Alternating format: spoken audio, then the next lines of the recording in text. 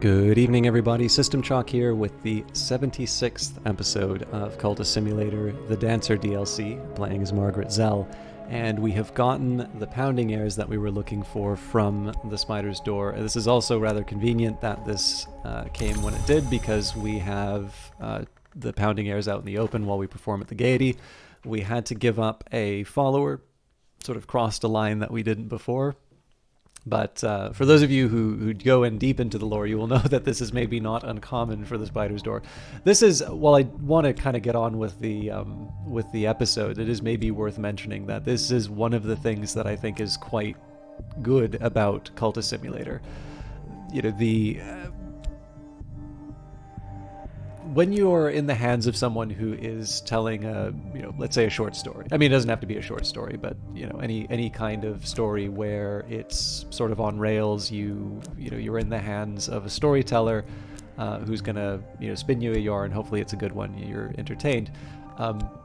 Generally, stuff has to be in there for some purpose, and it may not necessarily be very clear at the moment. But generally, if you're at the end of the story and you're still trying to figure out why that thing was there, you kind of, for me at least, I sometimes don't feel as satisfied with the story. Doesn't mean that there can't be mystery, but like the mystery should be, what was this person thinking, or what was this, why did they do this particular thing?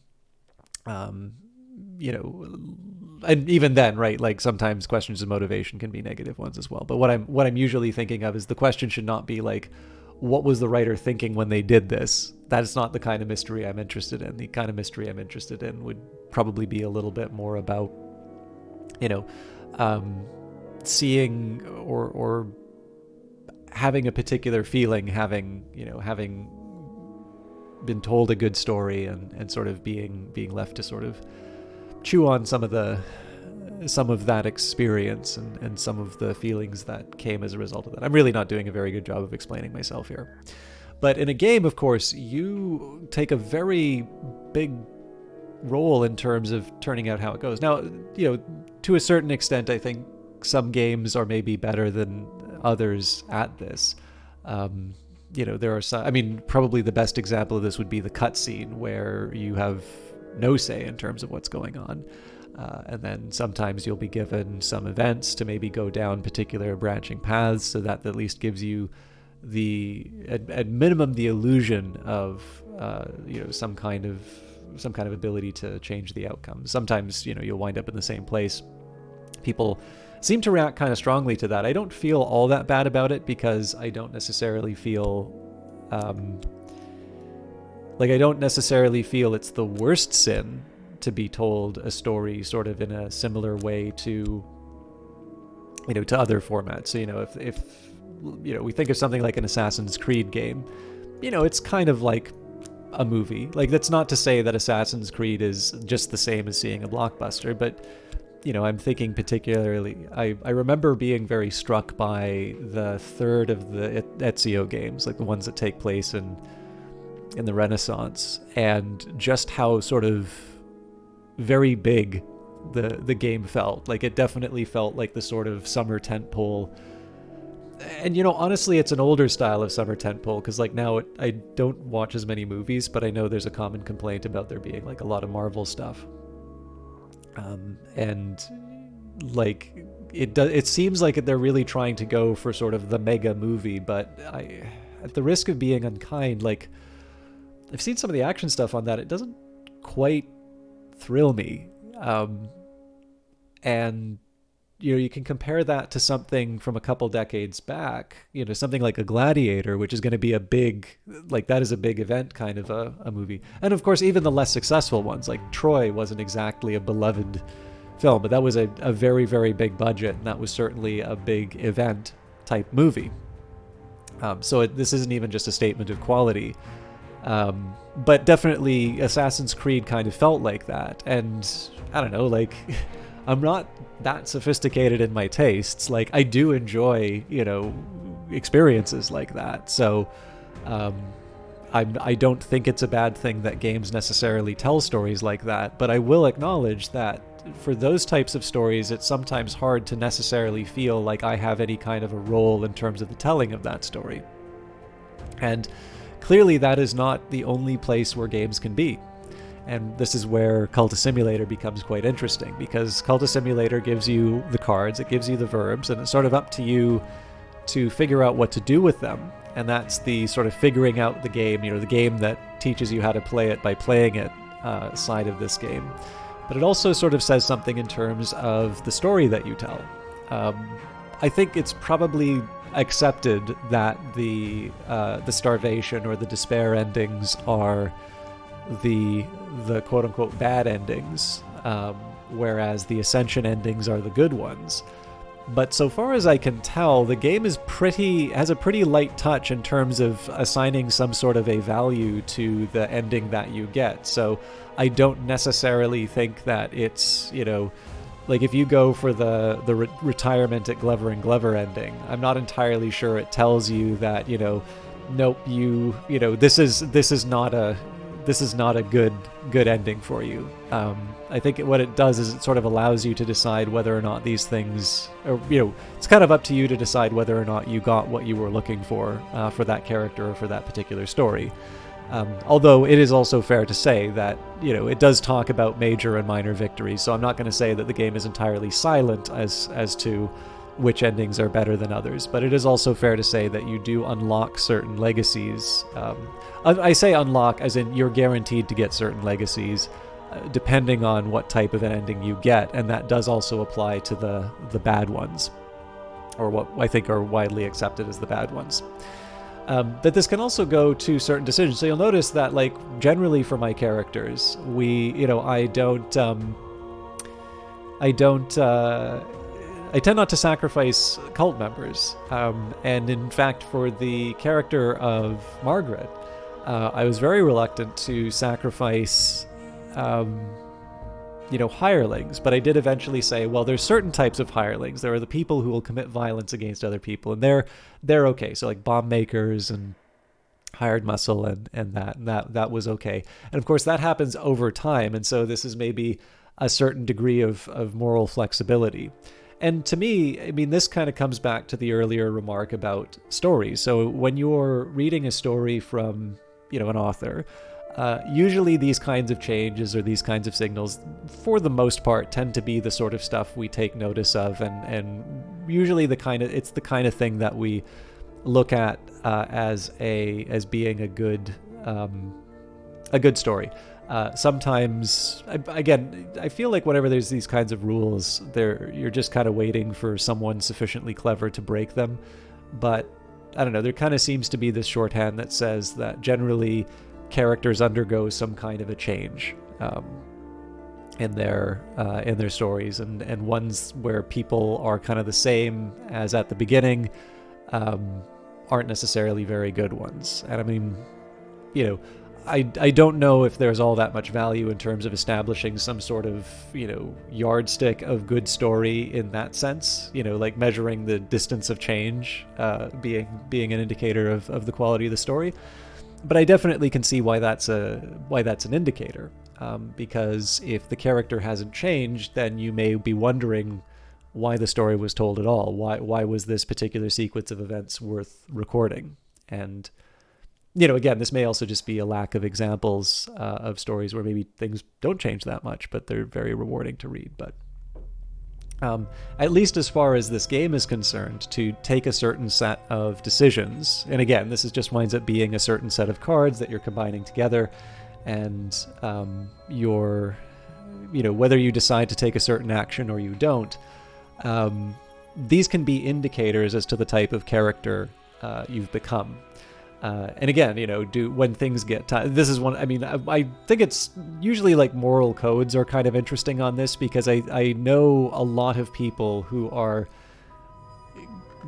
definitely like people, I'm going to sound like really mean here, but whatever, they deserve it. Like, they're definitely really willing to let people know what good people they are. And,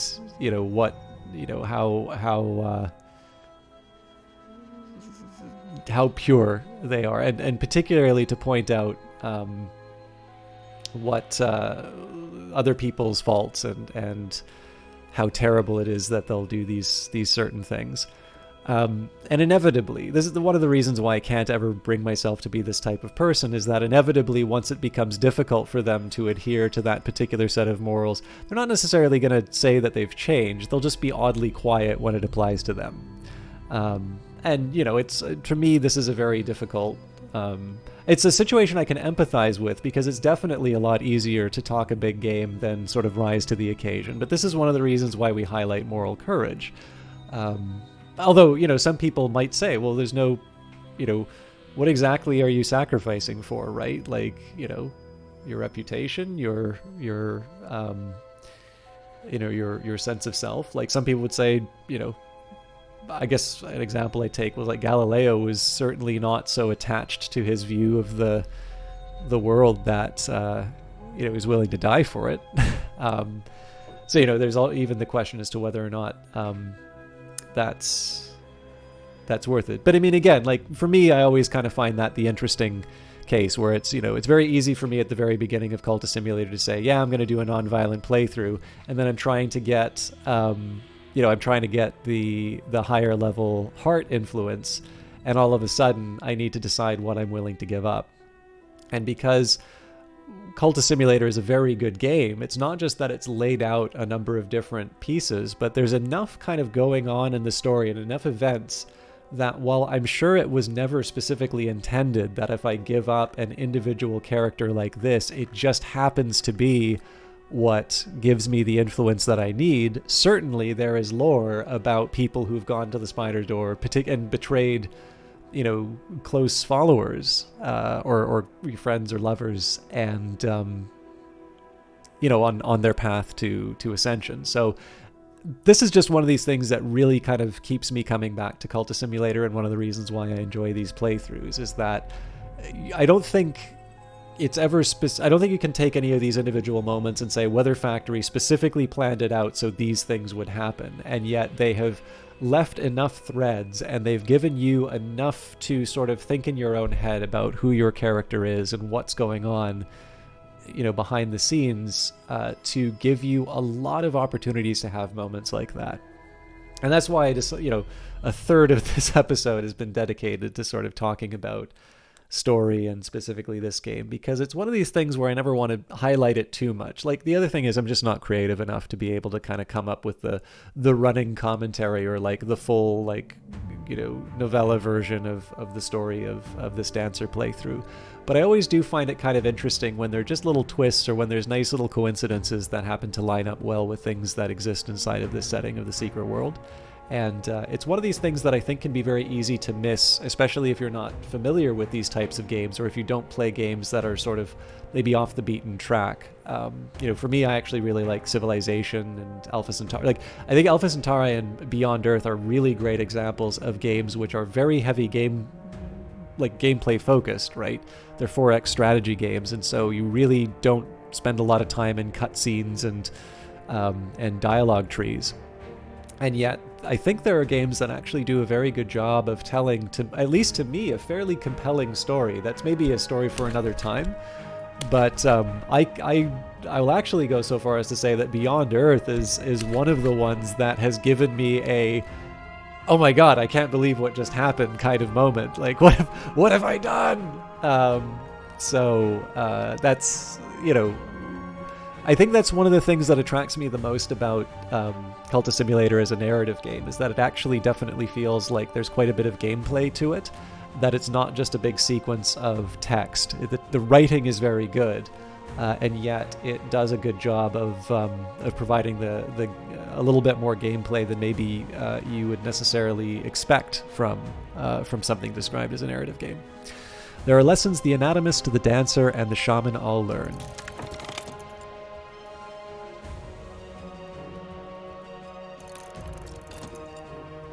Now, potencies and potentialities align. All right, we have the imminence, the 15th level influence. The sky is a drum, the earth is ready for its ecstasy. A 15th order influence. This might be the personal attention of an hour. This can be used in some rites to summon minions. And 5 seconds unless we have to show our stuff. So we'll wait with the bomb maker. I will imprison them again.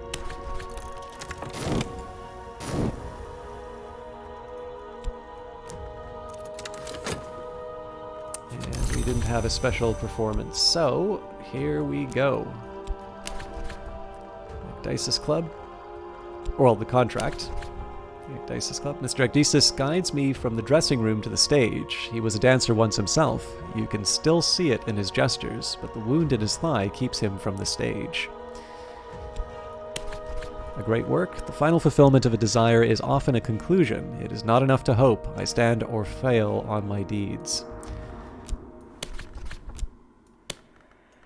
Tonight we are massed and move like celebrants. Mr. Ecdysis watches closely. The last dance. On the very rare occasions that Mr. Ecdysis speaks, his voice is very beautiful, a mellow sound like an alto flute. You almost have what you need, he says, to pass the Kingskin Gate. One will come to lend you the key. He looks you in the eye. I beg you not to take her hand, not to look upon her feet, and not to offer her to drink, he begins, very softly to weep. It will hurt. I love her.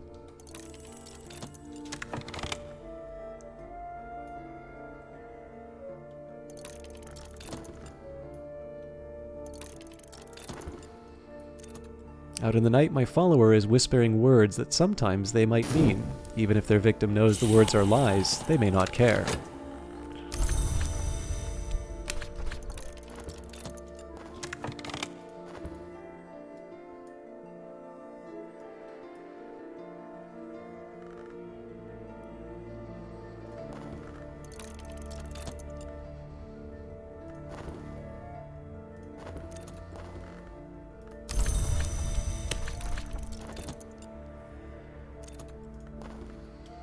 My minions returned, half-conscious, bleeding badly. It seems a rival suitor took exception to their efforts. Alright. Well, we have priorities. So Saliba, you can think a little bit about what you did wrong.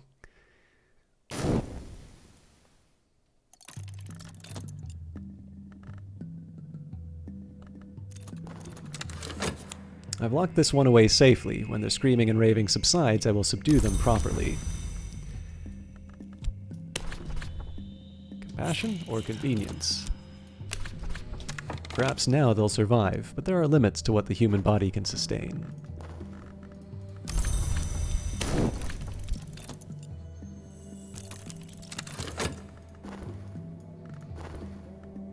When the dance is done, when my body is racked and torn, when Mr. Ecdysis' tears are warm on my broken flesh, then my shadow has become the shadow of a great tusked beast. Go quickly, Mr. Ecdysis said. Sleep quickly. My Lady Sulochana has already called the Lady Marionette. She will be the one to flay the skin from you. Alright.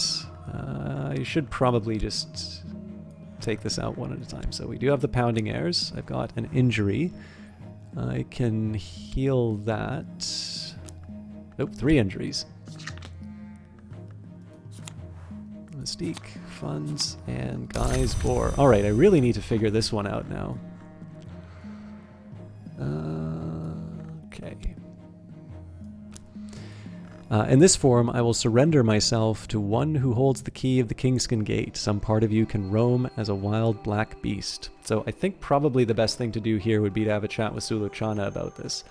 But I do need to figure out my next few steps. So let's start. I want to try and protect the pounding airs at this point. So we will go... I think I'll do a passion painting on this one, just so I can get rid of the last staleness. Let's also heal the injury, so... I should have some ooh, I actually don't have that much vitality. We used to have a big stack of them, but... Let's use our funds. Medicine is dark and bitter as tar. It would be easy to suspect I'm being poisoned. Oh, this is going to be really tight for getting done on time.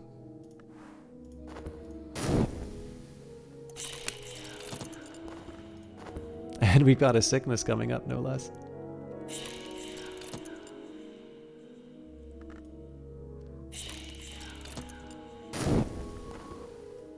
Okay, so we still don't have the fleeting reminiscence we need. Or that, or we had one and then I got an extra.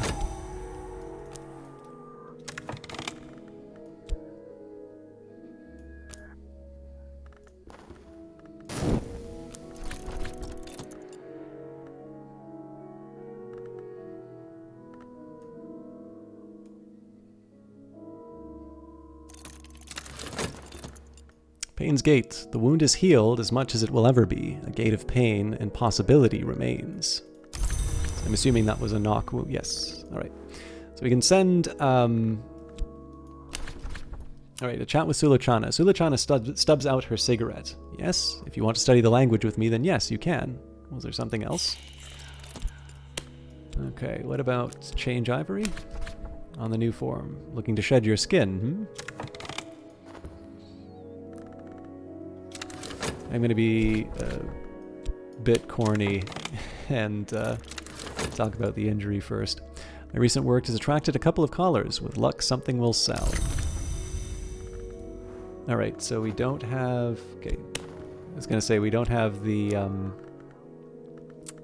have the staleness anymore, but I do need to go to the gaiety, so...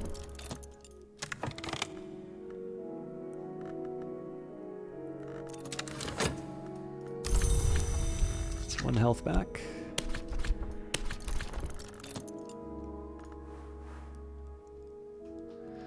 This form I will surrender myself to one who holds the key of the Kingskin Gate.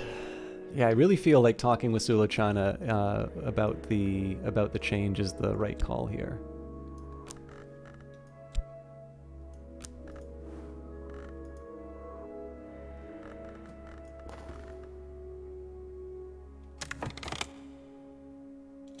I think there is the possibility as well if I talk here, but I think that just gets me the location that I had before, so I'd rather not sacrifice the anecdote. Better not, I must be careful of the company I keep.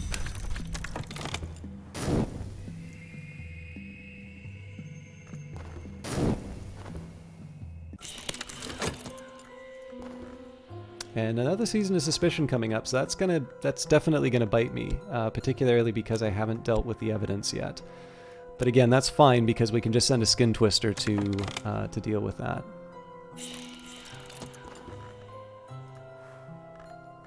And in case I need to double up my pounding airs, I have a backup.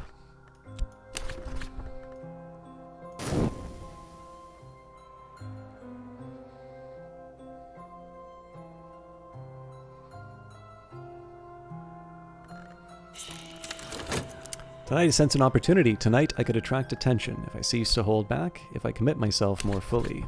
Tonight they'll notice that. I want to be careful with Sulochana because I would like to talk about the ivory.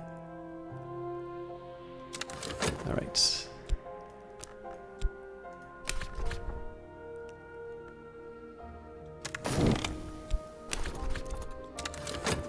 I felt all their eyes upon me. Afterwards, I received a gift from an admirer, too gaudy for my tastes, but I can sell it on the second-hand market. I'm slightly curious, so if I were to put this in, so we've got influence, ability, purpose, so I don't think we could, yeah, we can't put the sending in. Oh, hang on, I wonder if there's a sending for one of the, well, it says the Kingskin Gate, I'm wondering... the road you want to walk is what we call the new form. Not all that new, not anymore, but it has merit, if you can stand the pain. Find me in my house and we can talk about the partner you will need in the end. Here's the address. So we already had the Ecdysis Club that didn't really get us what we needed. So I'm going to need to figure this one out. So when it says, in this form I will surrender myself to one who holds the key to the Kingskin Gate. So... I guess the person we're looking for is the other big question.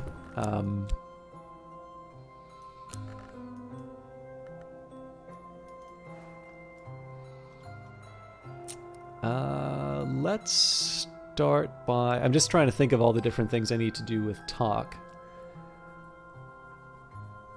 Let's start by getting rid of the evidence. I also feel like a bit of an idiot for not remembering what the next step here is, because it's definitely been a while. My scheme will most likely succeed. There is always a chance that something will go awry.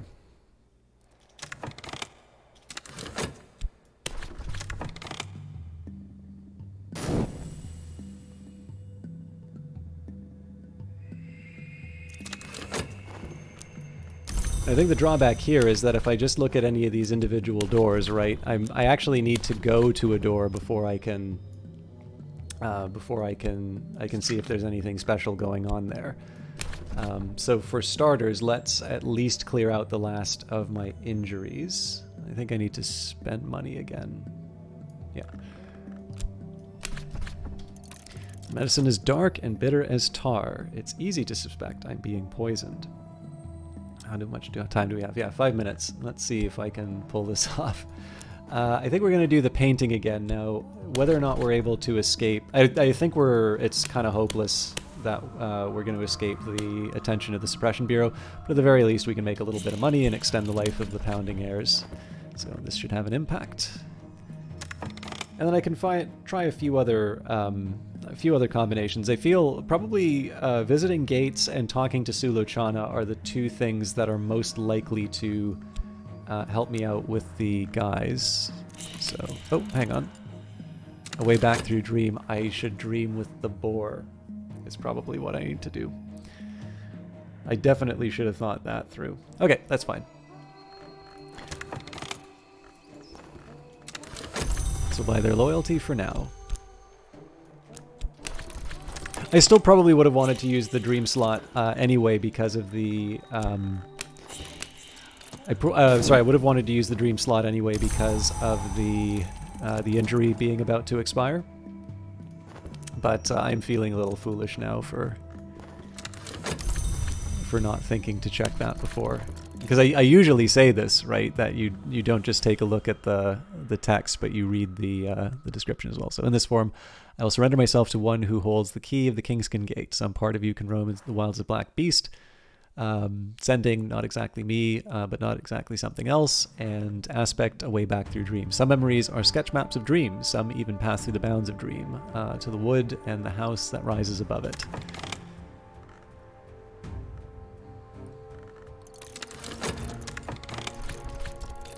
This is work I can be proud of. With enough publicity, it will sell.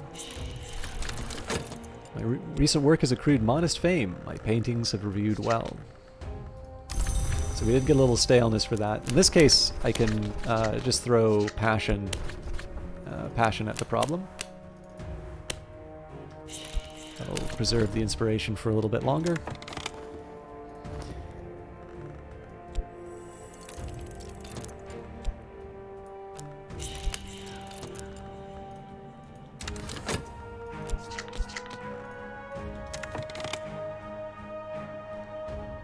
And I have some time before the affliction is a problem, so... There it is, drums in the storm. The wind rises and the roof rattles as I settle myself to sleep. There's a bitter herb that will help me pass from my body. The wood opens around me, but with my new eyes I see another path now. The one called Marionette waits along that path with the key that will end me and begin me.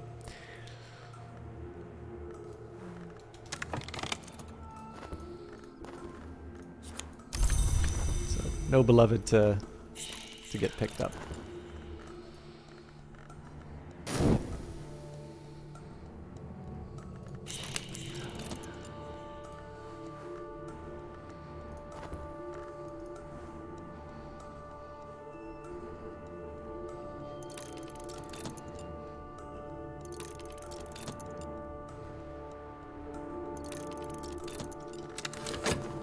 The Kingskin Gate. Marionette waits in the shadow of a pine tree, dark skin gleaming, white bones glinting, claws bright as brass. She carries a red key that might be a bloody knife or ruby wound. When she brings it down, the pain of it is all red.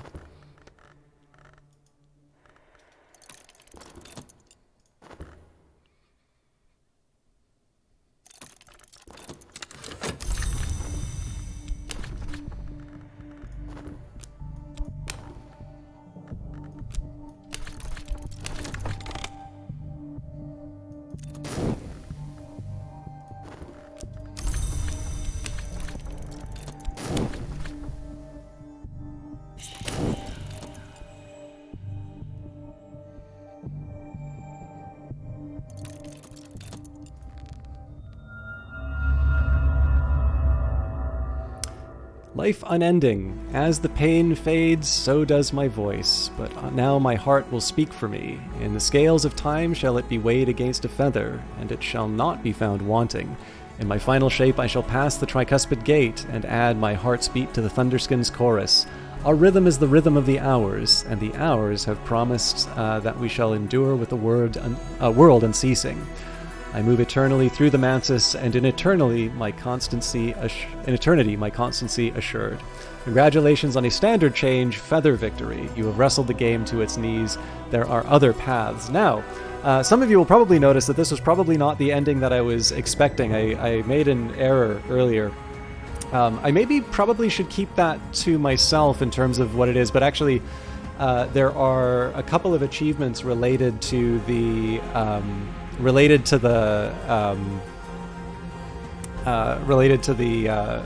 dancer that I've been looking to pick up. Sorry, this would have been one of them actually. But yeah, so there's I think 3 specific dancer endings, and I suspect probably for some of you, you might have been expecting it to go one way. Some of you may have even noticed earlier on where it's like, wait, that doesn't work that way. But in any case, I stuck with what I've got here. So let's try reading that again so I don't stumble over the words. Life unending. As the pain fades, so does my voice. But now my heart will speak for me. In the scales of time shall it be weighed against a feather, and it shall not be found wanting. In my final shape I shall pass the tricuspid gate, and add my heart's beat to the Thunderskin's chorus. Our rhythm is the rhythm of the hours, and the hours have promised that we shall endure with the world unceasing. I move eternally through the mantis, and in eternity my constancy assured. Still screwed up that last line, but... so that is the Dancer DLC. This is probably less news for everyone, but it is always kind of fun to mention names. I was kind of at a loss for names.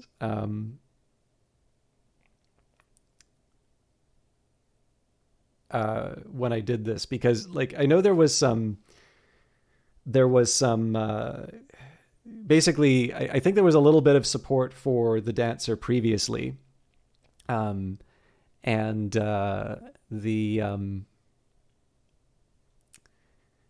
basically the so you know I like to try and take the advice from the viewers where I can, but I don't necessarily want it to be entirely by request, right? You know, sometimes it's nice to have the possibility that the playthrough may go somewhere else, up to and including, you know, doing extended playthroughs which maybe just have a loss, or, you know, in this case, it went somewhere I wasn't necessarily intending, but I'm kind of okay with that.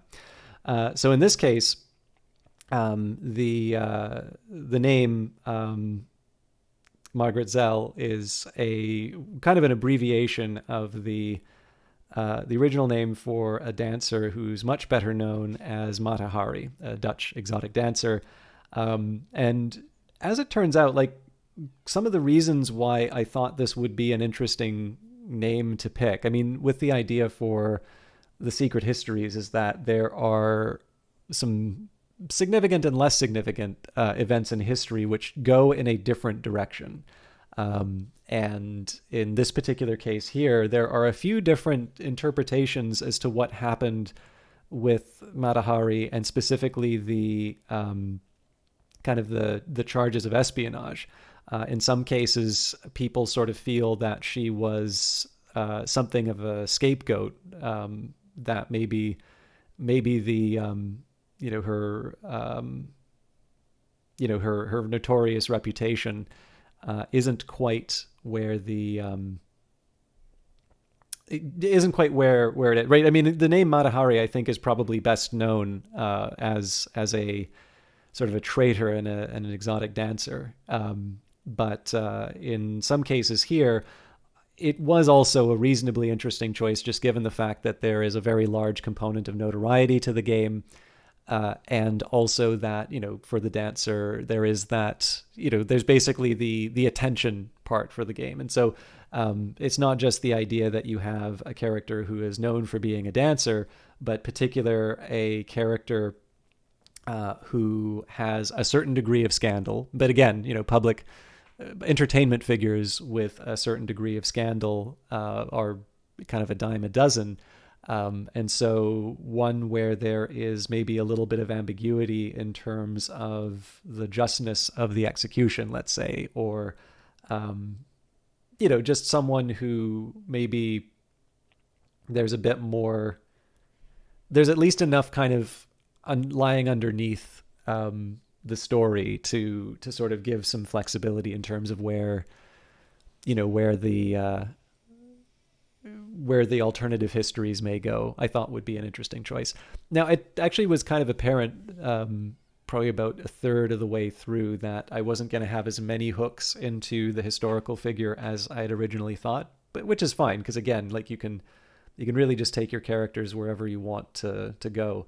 But one thing that I did also sort of find interesting, at least in terms of the little bit of reading that I know,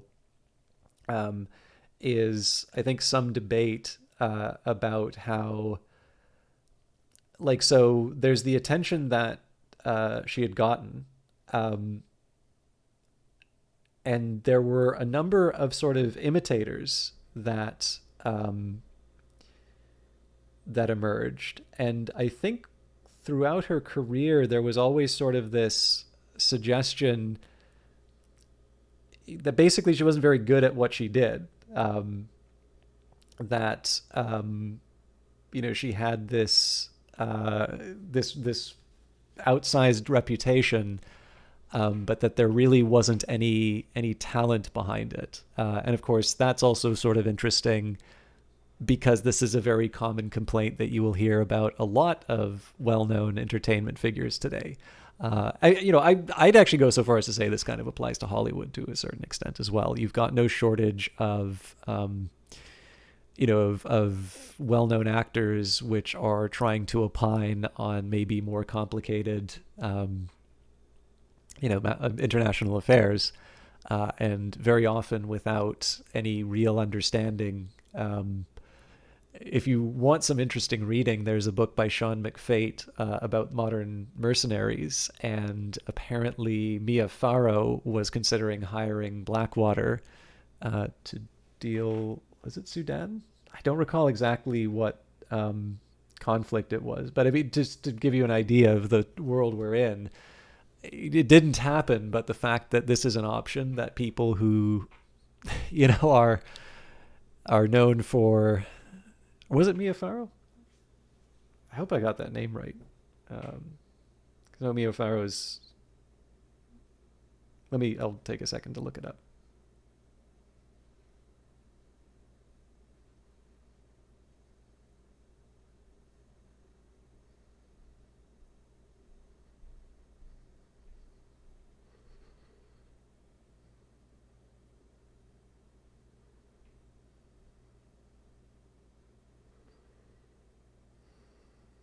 So sorry, it was Darfur.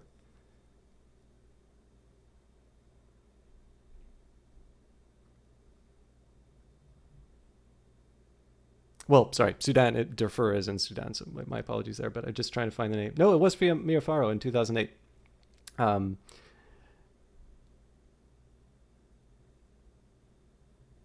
but yeah, obviously that's not the sort of thing. We sometimes think that maybe that isn't the type of power we'd want individuals for. I'm sorry to go on that digression because it's not relevant to the playthrough here, but I figure if I'm going to claim something, I should probably make sure that I've got that backed up by the facts.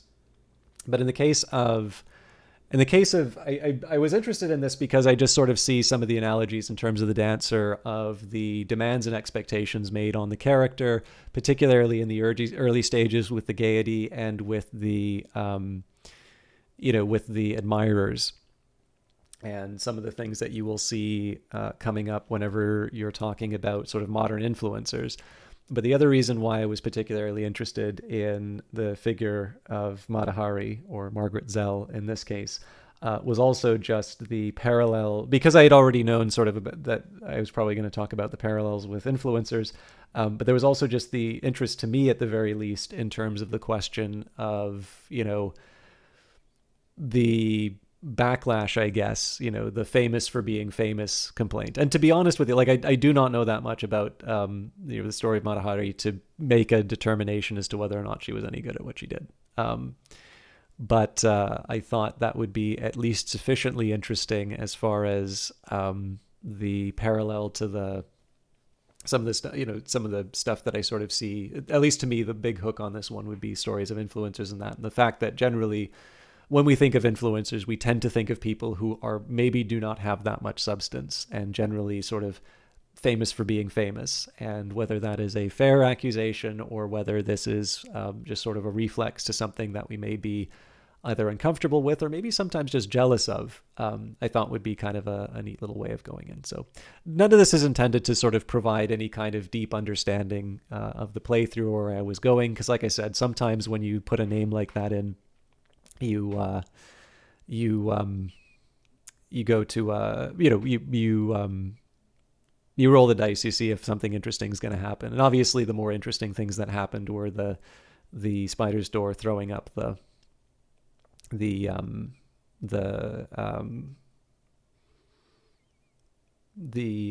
influence that I needed after making a deeper sacrifice. And none of that has anything to do with history.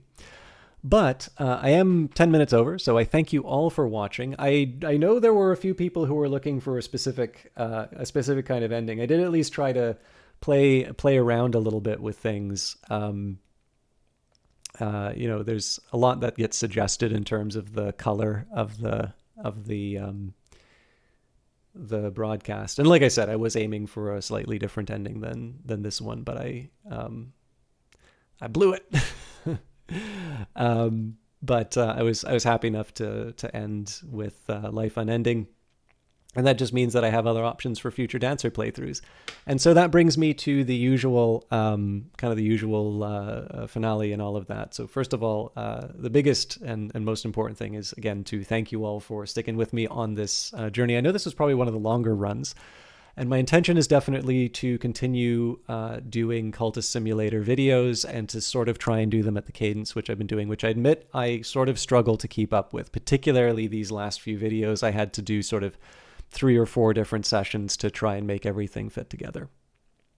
But one of the sort of internal checks that I have for this is to also give myself a little bit of extra time between the sessions.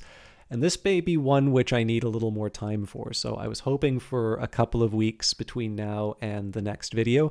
Now, for those of you who just generally like my stuff, I will still be doing the Twitch live videos, and there'll still be videos uploaded for that. But for Cultist Simulator, it is nice for me to be able to take a bit of a break before I sort of commit to doing another big series of 4 videos a week, for an indefinite period of time. And I know the dynamics of YouTube are such that if you don't sort of have a constant series of things to watch, then channels can be forgotten. Which, fair enough. That's obviously I can't control people's responses to things. There are a few videos that are in the background now. So if you've not been with the channel from the very start, usually what I do at the end of the videos is I will link to one of the previous series in terms of the playthroughs. You can also find them in terms of playlists. But it's also the chance for me to sort of try and solicit, always, I know every channel is going to be asking for comments and things like that, but it's always sort of nice to get some feedback in terms of what people are looking for. I don't consider comments binding, so, I don't like disappointing people, but I know I can also only ever do one playthrough. And one thing that I've liked about the last few playthroughs are that when I hit the begin another descent button, I've now got multiple playthroughs that have all kind of continued on in this history. They sort of go from one to the other to the other. We've got this unbroken chain. And so it's sometimes nice to just be able to have, the next link in the chain be determined somewhat by the game. So, and that's just kind of fun because it means that I don't necessarily know what's going to be coming up. Now, I do have a couple of ideas for sort of, the reason why I'm bringing this up is that there's also a few other types of videos that I can do.